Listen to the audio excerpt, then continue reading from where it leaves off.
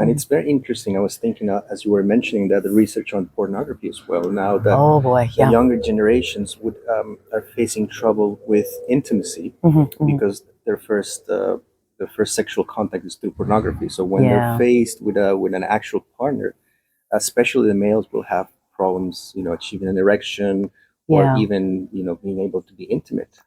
Well, this is something we have to talk about. And I unabashedly talk about sex, intimacy, etc. with my clients. We have to. Do not make this taboo. This is absolutely critical.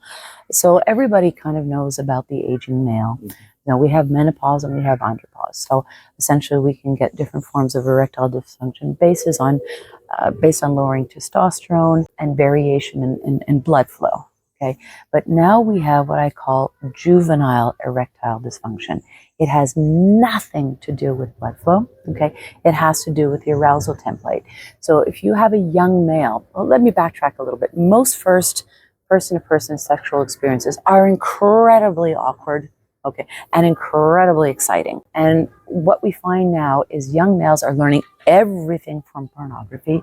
So they don't have that fun awkwardness where they're learning to share their bodies, potentially their hearts, but generally speaking at that age, it's your body. No, I mean, we have to be honest about this. And also they respond, or the body physically responds to lower stimuli or to true stimuli.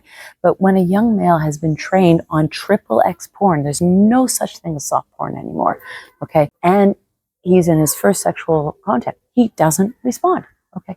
So essentially we have juvenile erectile dysfunction, has nothing to do with blood flow. So Viagra, Cialis, all of these things do not work.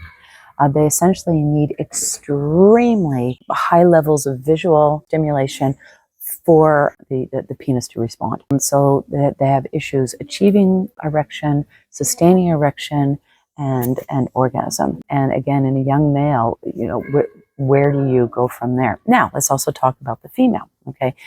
Females also know this, that the males are being trained on porn. So you have kind of a bifurcation happening there. A lot of young females is, to heck with this. Their first sexual experiences are violent. I don't know how direct you want me to be, but let's talk about fellatio. The young females are being gagged. They can't breathe.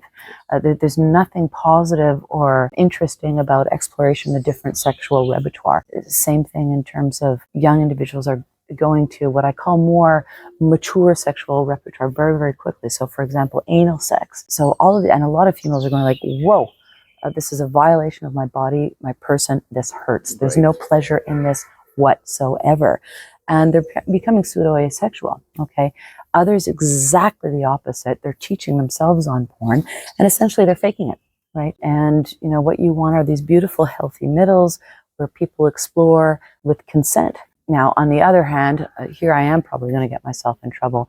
I think we definitely want consent, but not so much that we ruin the exploration. So if you have, I'm just going to pretend there's a shadow person there, may I kiss you? Well, that's kind of, you're missing the moment. But if you're not trained on interactive screens, when somebody leans in, you will read that there's a desire and there's potential for a kiss, okay? And you will either lean in as well, and your body will, your physical action will give consent, or you're leaned back.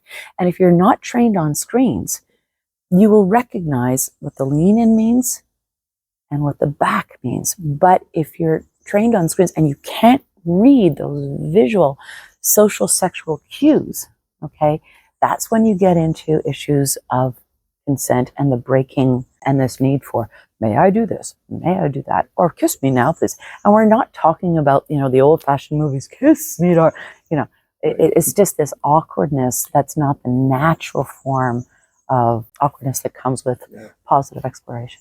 Yeah, and it's interesting as well because it really creates the impression, particularly in the male brain, that females are readily available for intercourse 24/7. So it's affecting foreplay. Yes, because males go into the relationship wanting to achieve penetration rather quickly, and it creates all sorts of problems in relationships.